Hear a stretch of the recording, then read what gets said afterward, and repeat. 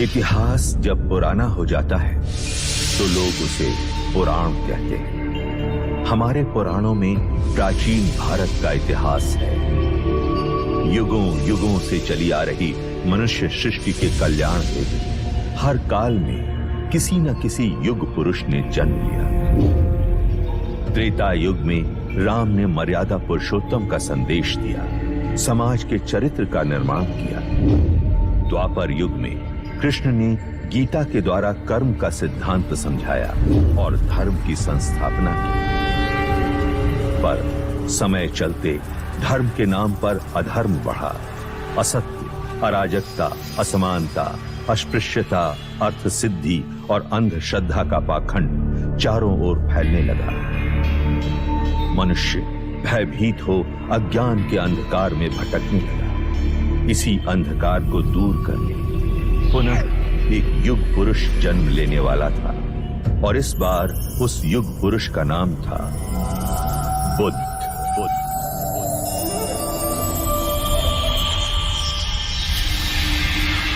महाभारत युद्ध पश्चात कई युग बीत चुके थे। उस महायुद्ध की परछाई ने भारतवर्ष को कई हिस्सों में बांट दिया था। 2500 वर्ष पूर्व उत्तर पूर्व भारत में मगध और वैशाली के समीप एक संघ राज्य था, कपिलवस्तु। उस समय कपिलवस्तु पर शाक्य कुल के पराक्रमी क्षत्रिय सूर्यवंशी राजा शुद्धोदन का शासन था।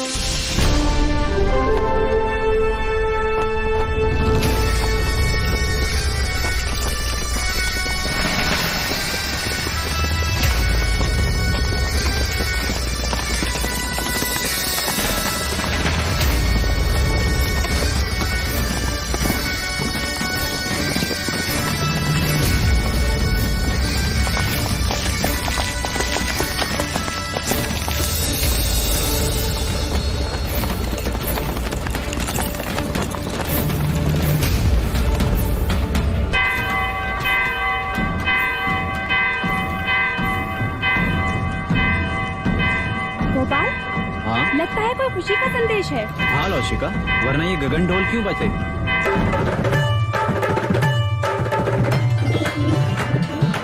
एक ओर से आए राजा, दूजी ओर से पांडव भी। युद्ध हुआ रण में घमासान, अंत में जीते जो थे वीर।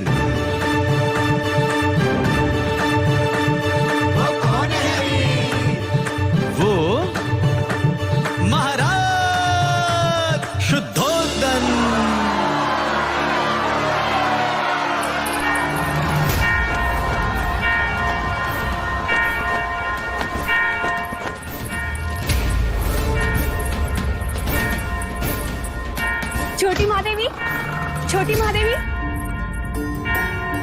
हम तुझे ही आवाज देने वाले थे लसिका। यह गगन ढोल खुशी के समाचार है महादेवी। महाराज शुद्धोधन पांडव भीलों की प्रजाति को युद्ध में पराजित कर कपिलवस्तु लौट रहे हैं। ईश्वर ने हमारी मनोकामना पूरी कर दी।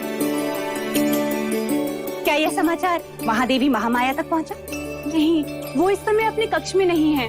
ठीक है, तू गरीबों में अन्नदान का प्रबंध कर। यह खुशी का समाचार हम स्वयं अपनी बड़ी बहन को देंगे।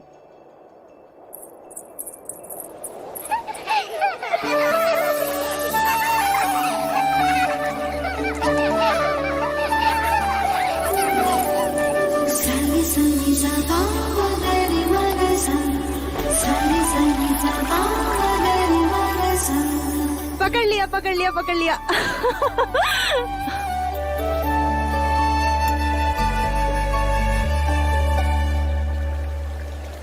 दीप्त, बाकी बच्चे कहाँ गए? बच्चे? कौन से बच्चे? यहाँ मैं अकेला हूँ।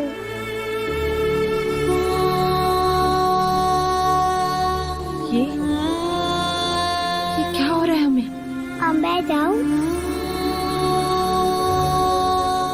हाँ, कहाँ? अपनी माँ के पास। हाँ, पर आपने मुझे एक वचन दिया था ना? हाँ, वो तो मैं भूल ही गया। तो फिर बोलो।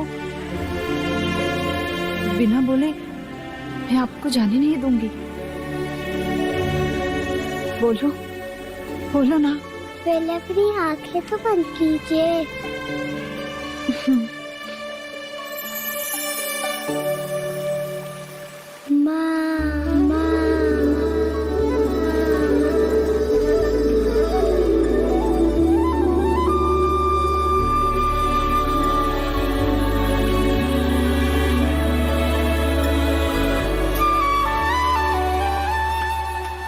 दीदी, दीदी, तुमने श्रृंगार नहीं किया अभी तक?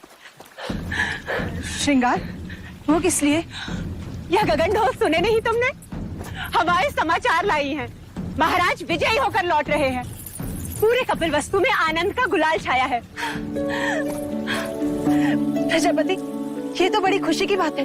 तो जाकर उनके स्वागत की तैयारी कर और आने पर इतनी सेवा करना उनकी, इतनी खुशी देना उन्हें कि युद्ध भूमि की सारी थकान मिट जाए। और तुम?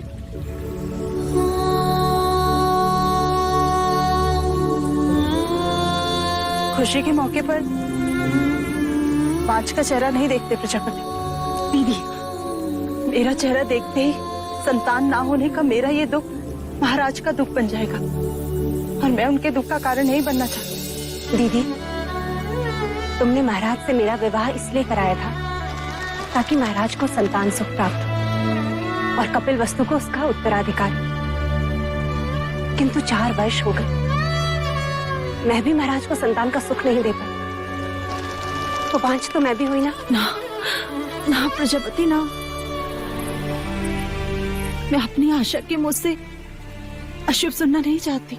और मैं भी तुम्हें इस हाल में नहीं देखना चाहती। इस वक्त हम दोनों का कर्तव्य है कि हम मिलकर महाराज का स्वागत करें और उनकी खुशी को दोगुना कर दें। क्या चाहती हो तुम? बस इतना कि जब महाराज आए तो तुम उनका स्वागत पूरे 16 श्रृंगार के साथ करो और महाराज बस तुम्हें ही देखते रह जाएं। महाराज की, महाराज की, महाराज की, महाराज की, महाराज की, महाराज की, महाराज की, महाराज की, महाराज की, महाराज की, महाराज की, महाराज की, महाराज की, महाराज की, महाराज की, महाराज की। सारी संगी सा मगरी मगसा, सारी संगी सा मगरी मगसा।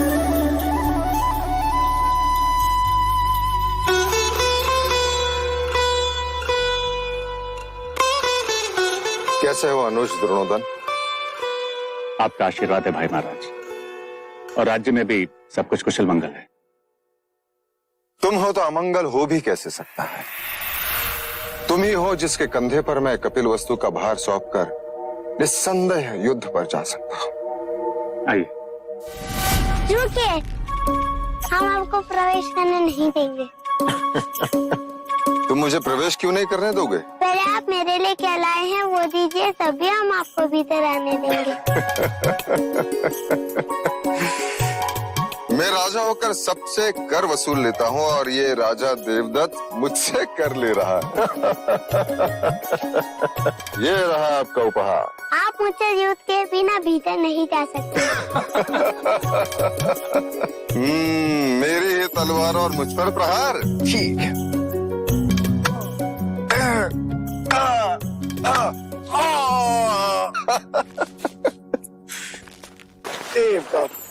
अप्रतिम।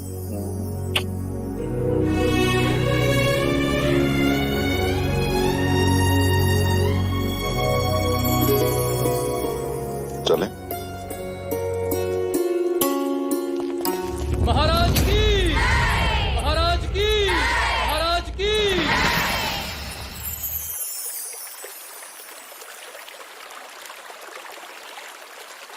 बहुत पीड़ा हो रही है।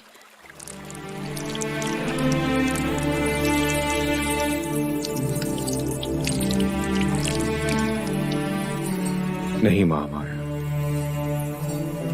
ये पीड़ा उस पीड़ा के आगे कुछ नहीं जो भाग्य ने हमें दिया है।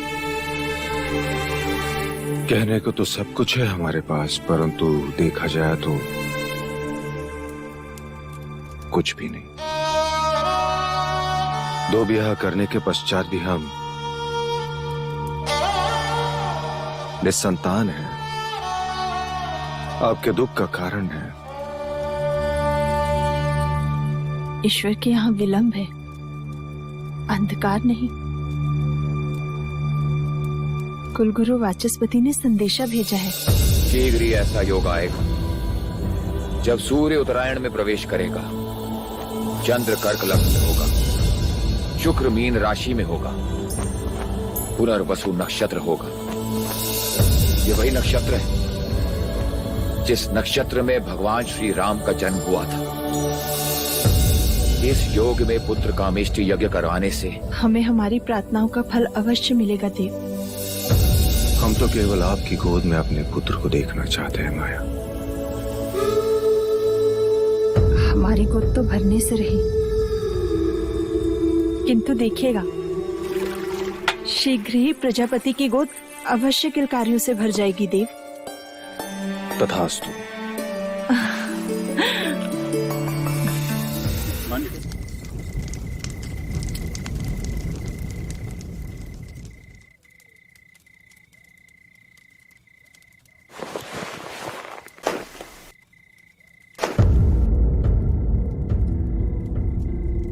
महामाया,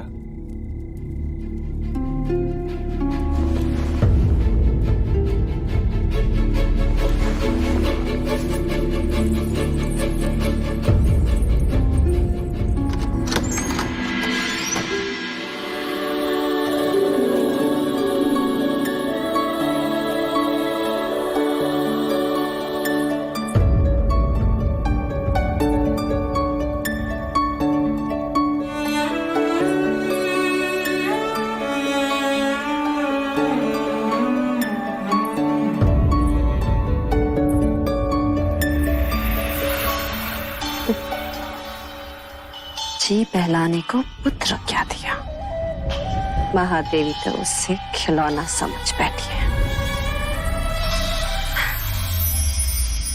अरे महादेवी, आप इस वक्त यहाँ? वो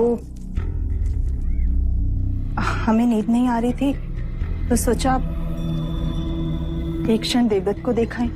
महादेवी, बिल्कुल ठीक किया। मेरा देवदत्त आपका पुत्र ही तो है।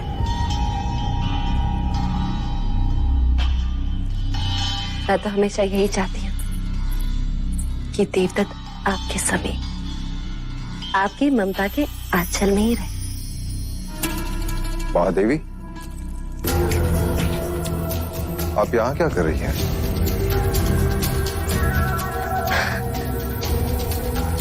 महाराज, मैं समझती हूँ महादेवी की व्यथा।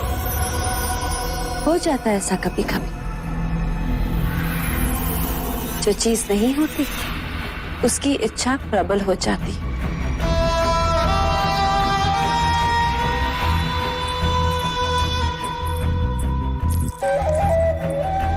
वैसे महाराज, देवदत्त आप ही का पुत्र है, ले जाइए इसे।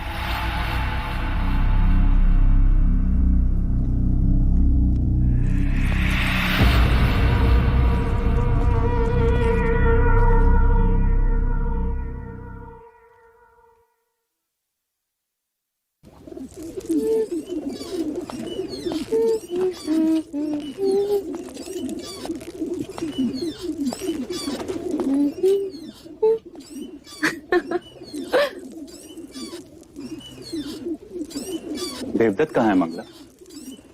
महाराज के पास। यही बात अच्छी नहीं लगती।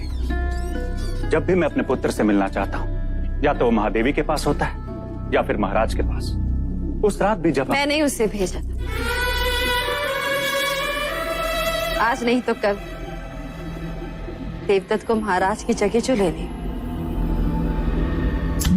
युवराज जो बनना, और फिर कपिल वस्तु का महाराज। जब जब मैं देवदत्त को महाराज के साथ सिंहासन पर बैठा देखती हूँ, मन सपने बुनने लगता है और फिर सुनाई देता है,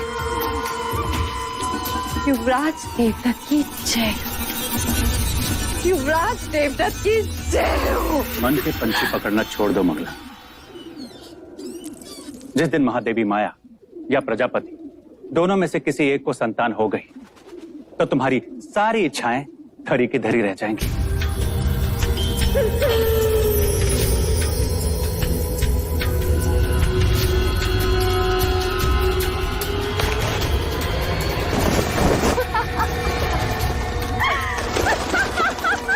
अब क्या हुआ? देखो सपनों के पंछियों को कैसे पकड़ लिया मैं। ये उनके सपने थे और मेरा जाल। उन्हें संतान प्राप्त होना असंभव है आज। उसी असंभव को संभव बनाने कुल गुरु वाचस्पति आए पुत्र कामेष्टि यज्ञ कराने के लिए।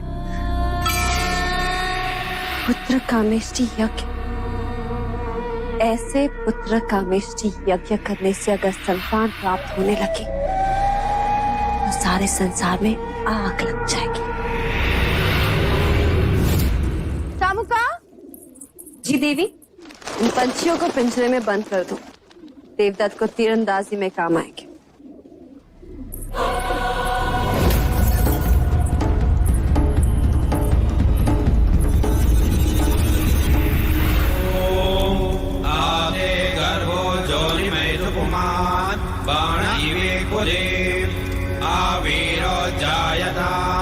पुत्रस्ते दशमास्य स्वाहा। ओम इदं अग्नये नमः। ओम इदं विष्णवे नमः।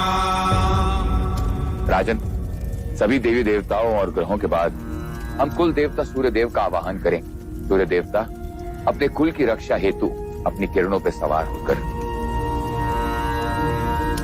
इस कमल को खिलाएंगे। आदिदेव नमस्तुभ्यं प्रसीद मम भास्कर। दिवाकर नमस्तुभ्यं प्रभाकर नमोस्तुते।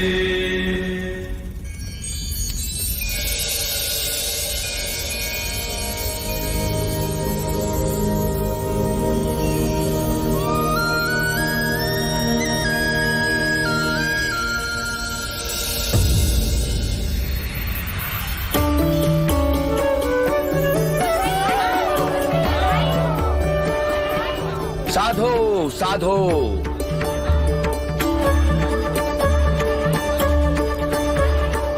कमल के फूल का खिलना यह संकेत देता है कि आपका भाग्य खुलने वाला है राजन।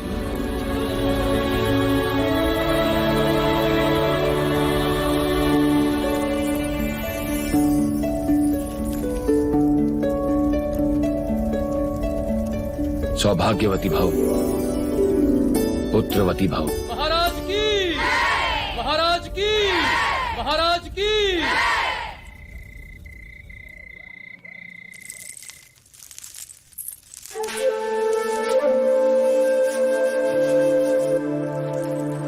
प्रजापति,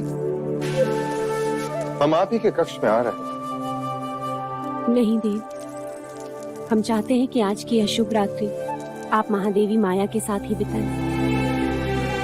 परंतु महामाया चाहती है कि आज की रात्रि हमारा मिलन हो।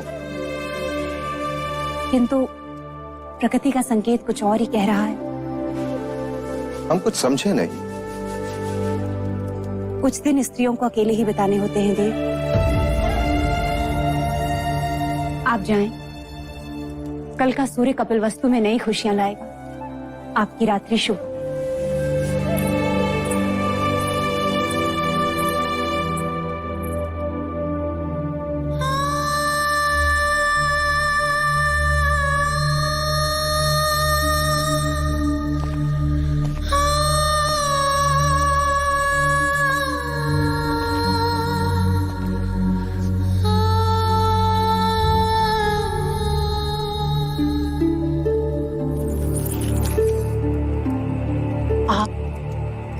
यहाँ? आपको तो प्रजापति के कक्ष में होना चाहिए। छोटा मुंह बड़ी बात।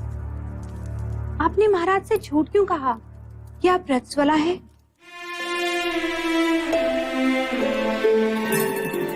क्योंकि हम चाहते हैं कि कपिलवस्तु का उत्तराधिकारी दीदी की कोख से पैदा हो। उनकी संतान इच्छा इतनी प्रबल है, इस योग में भाग्य को भी विवश होना पड़ेगा।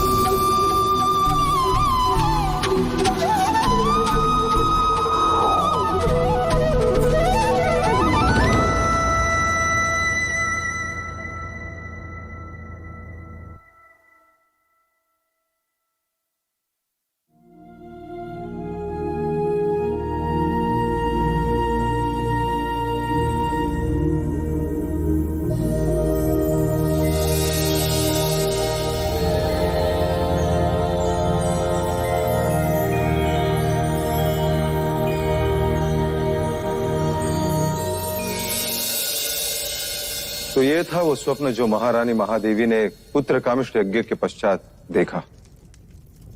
आदरणीय कुलगुरु वाचस्पति एवं समस्त ब्राह्मणगण, कृपा करके हमें ये बताएं स्वप्न का तात्पर्य क्या है?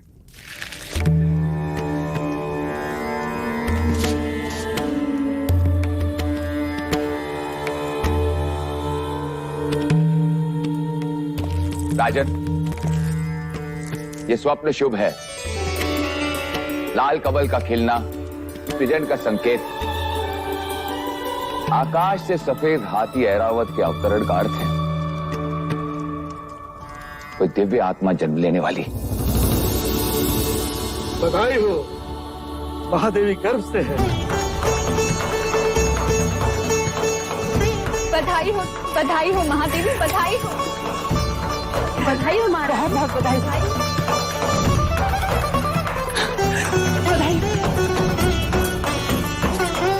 बधाई हो महादेवी।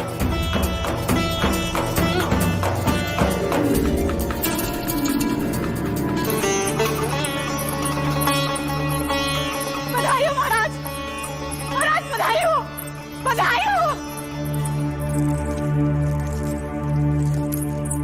बधाई हो महाराज, बधाई हो। वैद्य जी ने घोषणा कर दी है, महादेवी गर्भ से है। अब शीघ्र ही कपिलवस्तु को उसका उत्तराधिकारी मिलेगा। बधाई हो, बधाई हो।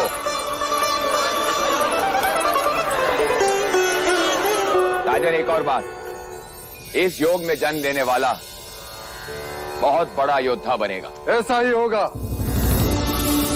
हम तो केवल राजा बने, वो राजाओं का राजा होगा, महान योद्धा होगा, चक्रवर्ती सम्राट होगा।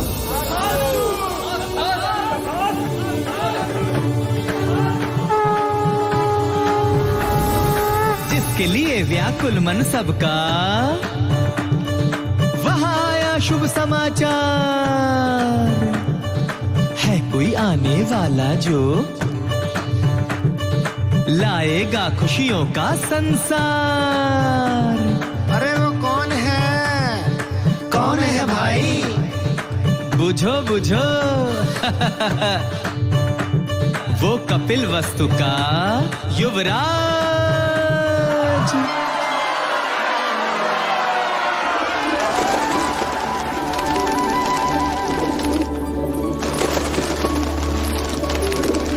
ये क्या कर रही हैं आप? इन पंछियों को क्यों उड़ा रही हैं? यह पंछी नहीं है मंगला दीदी, ये हर्ष है, उल्लास है, जिन्हें मैं व्यक्त कर रही हूँ। देखो ना, इन्हें इनके बंधन से मुक्ति मिल गई और हमें हमारे दुर्भाग्य से।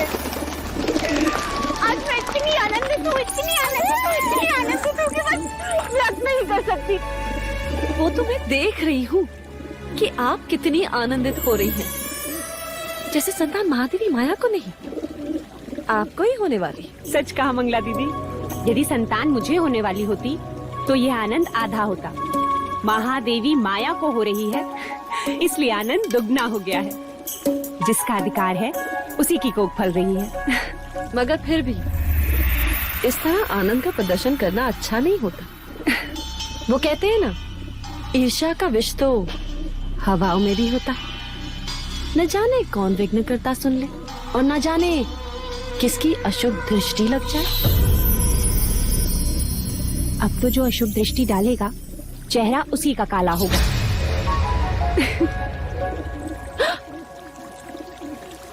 तुम्हारे चेहरे पर मेरा काजल था मंगला दीदी।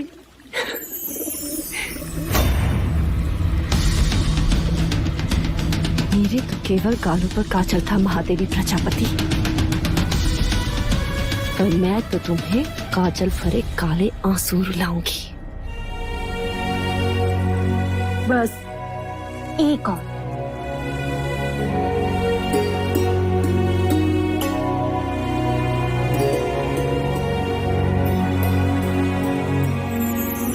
तो मेरी माँ है या बहन, क्या क्या करेगी मेरे लिए? अब रिश्ता है तो करना तो होगा ही। और वैसे भी तुम सब के साथ तो युवराज का केवल एक ही रिश्ता है, पर मेरे साथ तो दो दो हैं। दो? वो कैसे? अब देखो, मैं महाराज की अर्धांगिनी हूँ, यानी युवराज की माँ हुई, और तुम्हारी बहन अर्थात युवराज की मासी भी हुई। तो हुए ना दो दो रिश्ते।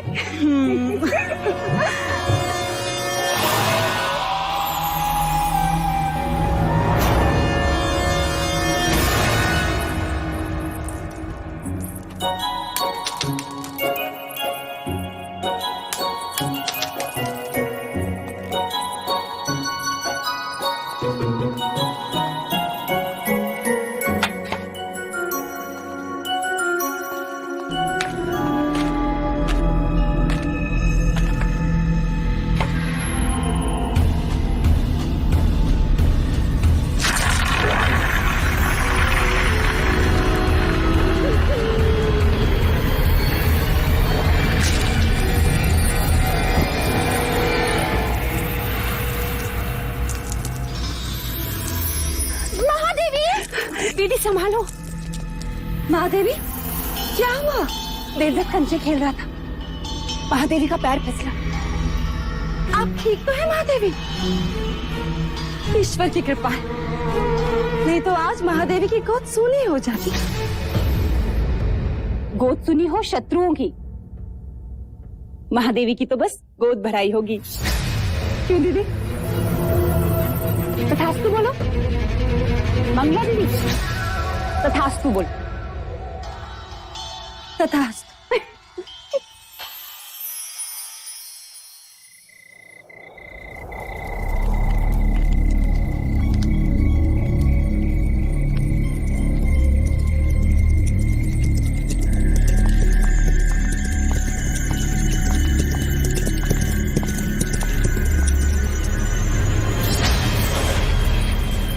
आपने सेवक को बुलाया? सुना है तू लौशिका से ब्याह करना चाहता है ना? चाहने से कुछ नहीं होता मंदरे राजा। क्योंकि लौशिका के पिता तुझसे प्रति भेंट में स्वर्ण मुद्राएं मांग रहा है। जी। ये तेरे लिए है गोपाल। बस तुझे मेरे लिए एक छोटा सा कार्य करना होगा। ऐसी पत्तियां ढूंढनी होगी जिसके रस से मनुष्य की मृत्यु हो जाए। कब तक वैद हुसैन के यहाँ जड़ी बूटियां पीसता रहेगा? मैं तो कहता हूं इस बार अपने दुर्भाग्य को ही पीसता। उठा ले, उठा।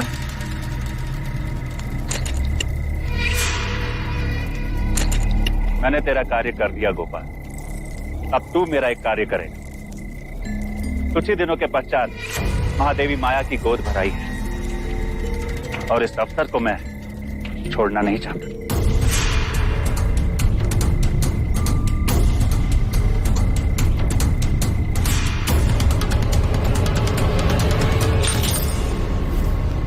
बस गोद भराई के दिन मुझे इतना ही करना होगा। किसने दी तुझे ये मोहर? ये मैं नहीं बता सकता लौशिका। तू मेरा मरा मुंह देखेगा गोपाल। यदि ना बताया तो? यदि बता दिया तो तू मेरा मरा मुंह देखेगी। वो जीवित नहीं छोड़ेंगे मुझे। लेकिन क्या लौशिका, कब तक तू दासी बन के रहेगी और कब तक मैं ये पत्तियां पीसता रहूंगा? फिर महाराज को पता चल गया तो? अब वो तुझ पर निर्भर करता है लौशिका कि तू किससे ज्यादा स्नेह करती है, अपने गोपाल से या फिर कपिल वस्तु के आने वाले उत्तराधिकारी से।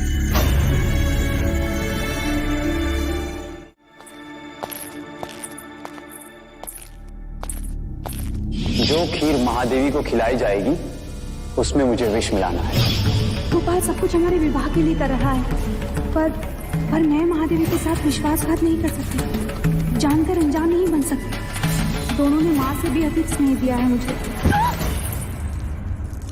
लसिका, तू यहाँ क्या कर रही है? देवी मुझे आपसे एक अत्यंत आवश्यक बात करनी है। वो महादेवी माया को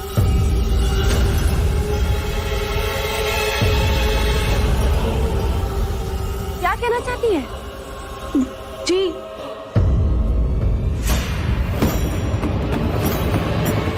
कुछ नहीं। ओम मूकं करोति वाचालं पंगुं लंघयते गिरिं यत्कृपातमहं वन्दे परमा। किसका साथ दे रही है लौशिका? क्या एक अपराधी के साथ जीवन बिता पाएगी?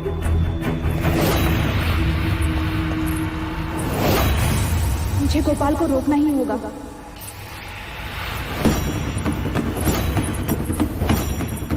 महादेव, अब तो आपको बच्चा संभालना सीखना ही होगा।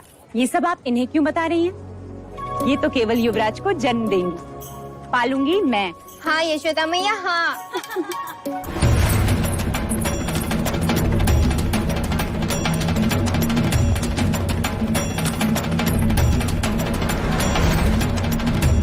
महादेवी, आपसे एक आवश्यक बात करनी है। लौशिका, जो बात करनी है बाद में कर। चले जा, भगवान का नैवेद्य ले आ। पता नहीं महादेवी ने सवेरे से अन्न ग्रहण नहीं किया। जा।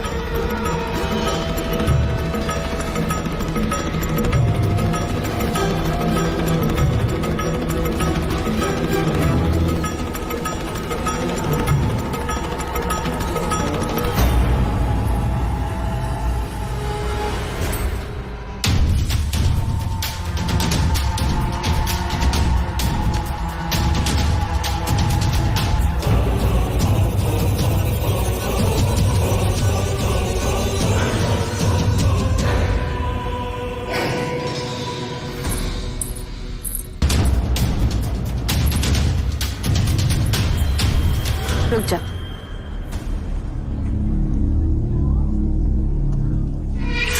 महादेवी प्रजापति, लीजिए। देवदत्त, आओ महादेवी को प्रसाद ग्रहण करने दो।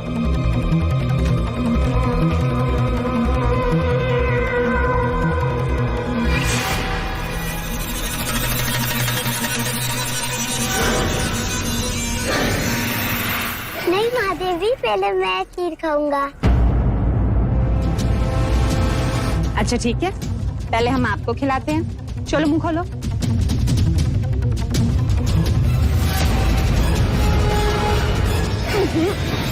मैं तो पहले महादेवी को खिलाऊंगी। नहीं पहले मैं, नहीं पहले मैं, नहीं पहले मैं। अच्छा ठीक, मत खिलाइए।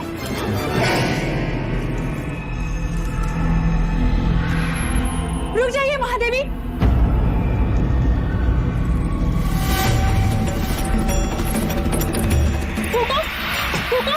लाशिका, ये क्या कर रही हो? महादेवी, इस खीर में विष मिला है।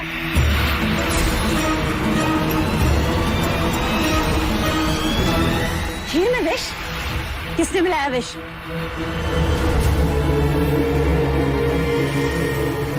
किसने मिलाया विष? हम सबसे पूछ रहे हैं।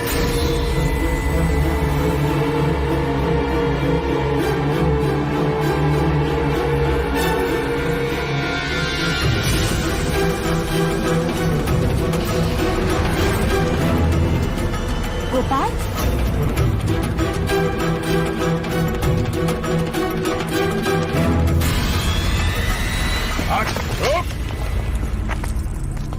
किसके कहने पे किया तुमने ये? उत्तर दो गोपाल, क्यों किया ऐसा? बता। बोलो।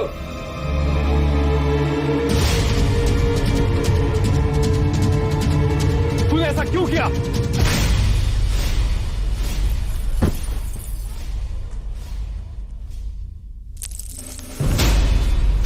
भैया, ये आपने क्या किया? गोपाल का जीवित रहना आवश्यक था, वही हमें असली अपराधी तक पहुंचा सकता था।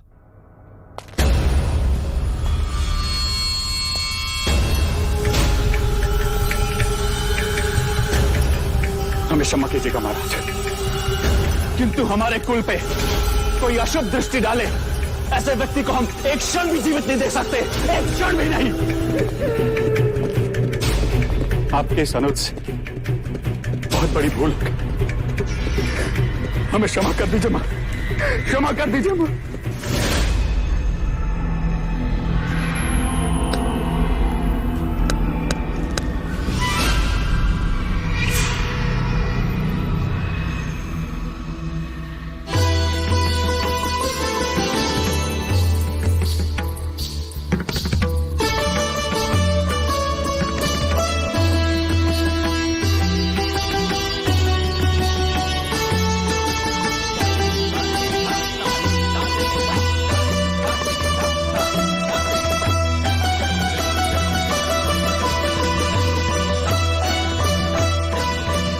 महादेवी, आपसे एक बात कहनी थी। तुम्हें आज्ञा लेने की आवश्यकता नहीं है मंगला।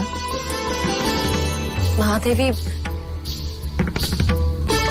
महाराज का जीवन संकट में। ये तुम क्या कह रही हो मंगला?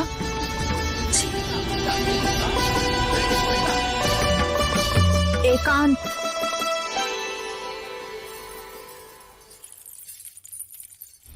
पर यहाँ महाराज को किससे संकट हो सकता है? आपसे। मंगला,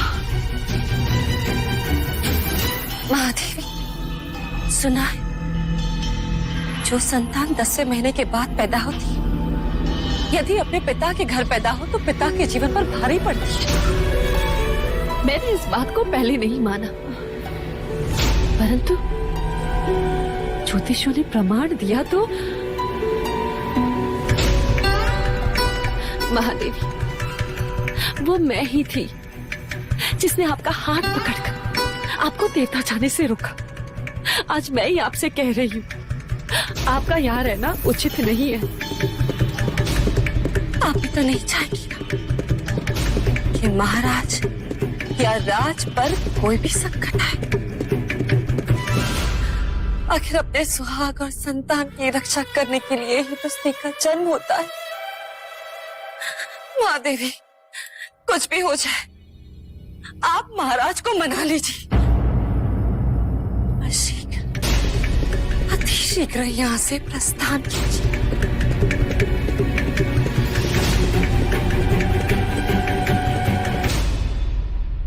हम कल सवेरे ही देवदाह के लिए प्रस्थान करेंगे।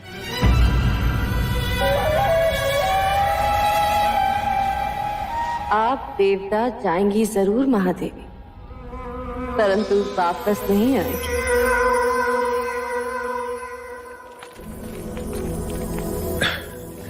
किसी ने सत्य कहा है, स्त्रीहट, बालहट और राजहट के आगे किसी के नहीं चलती। और इस समय मुझ में वो तीनों हट हैं, है ना देव? अभी कहता हूं, रुक जाओ।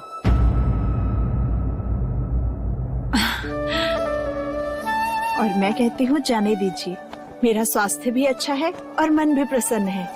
इसी कारण मैं और प्रजापति माता पिता से भी मिल लेंगे।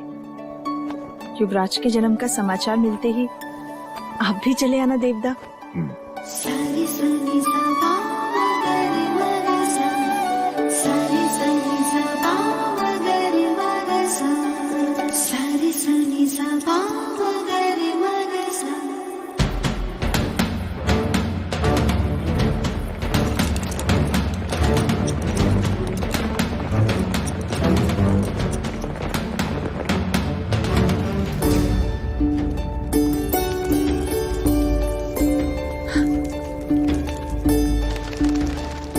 अच्छा हो जो तुमने यहाँ रुकने का सुझाव दिया। वर्षों बाद देखा इस लुम्बिनी वन को, पर सुंदरता अलौकिक है, जैसे जैसे मानो धरती पर स्वर्ग। सच। दीदी, तुम चलकर उस शाल वृक्ष के नीचे आराम करो, मैं खाने का प्रबंध करती हूँ।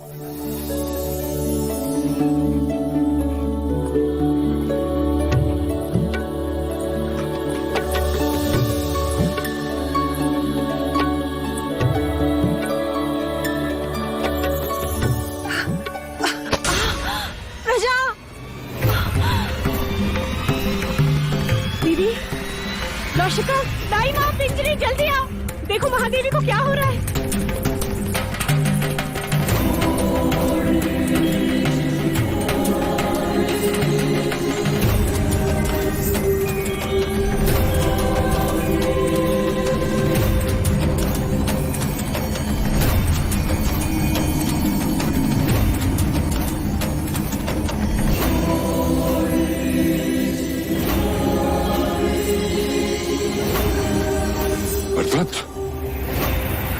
नर्तत, नर्तत। जी मुनिवर। वो आ रहा है, जगत जन्मदाता, जन्म लेने वाला है।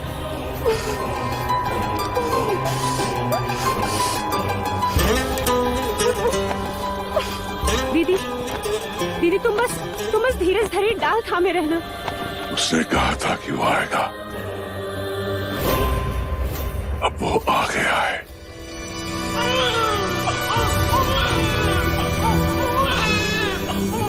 बधाई हो दीदी, बधाई हो, पुत्र हुआ है। ऐ समग्र सृष्टि, बधाई हो तुझे जो तेरा सृजनहार तुझ पर जन्म ले रहा है।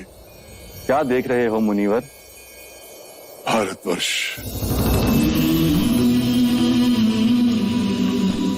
कपिलवस्तु,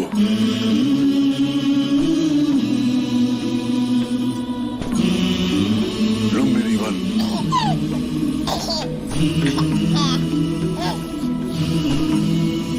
सुंदर,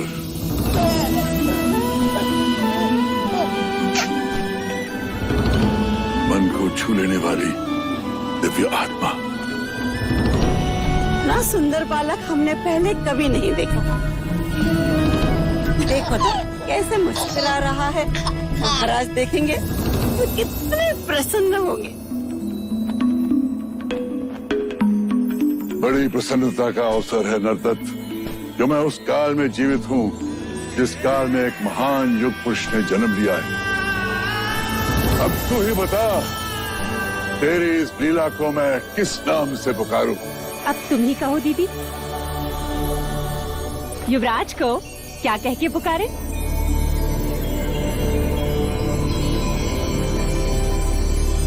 सिद्धार्थ। बुद्ध, बुद्ध, आरंभ हो गई निर्वाण प्रथा, सुनो सुनो ये बुद्ध कथा।